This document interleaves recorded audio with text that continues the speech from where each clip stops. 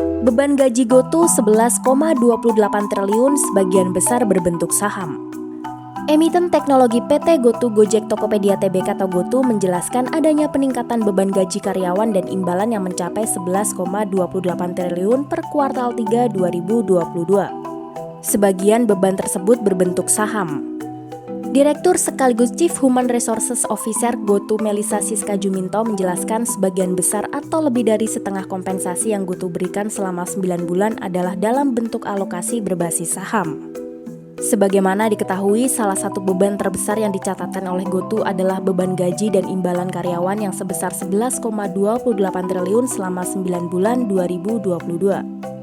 Pos beban gaji dan imbalan karyawan ini meningkat 103,8% dibandingkan periode yang sama tahun lalu sebesar 5,53 triliun.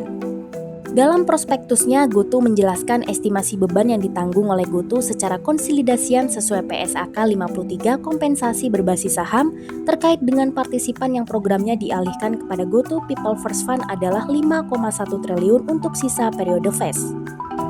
GoTo juga menanggung beban dalam rangka pengelolaan program opsi ini sampai dengan sebesar $190.000 per tahun.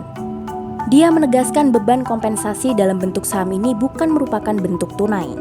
Beban kompensasi berbasis saham ini pada umumnya program kompensasi yang didasarkan pada kinerja GoTo ke depannya dan sejalan dengan nilai pemegang saham jangka panjang. Lebih lanjut, Melissa menegaskan bahwa beban kompensasi perusahaan bukan dalam bentuk tunai yang harus dikeluarkan perusahaan pada saat ini, namun memang sudah tercatat saat ini sebagai beban. Dia juga memberikan penjelasan bahwa program ESOP sejalan dengan kinerja perusahaan. Program kompensasi berbasis saham ini pada umumnya merupakan program kompensasi yang didasarkan pada kinerja perseroan ke depannya dan juga sejalan dengan nilai pemegang saham jangka panjang, jelas Melissa. Program ESOP umumnya diberikan perusahaan sebagai bagian dari kompensasi untuk mengapresiasi kerja karyawan sekaligus upaya untuk mempertahankan talenta. Di sektor teknologi, perusahaan menerapkan program ESOP sebagai upaya meraih talenta dengan keterampilan yang masih langka di pasar.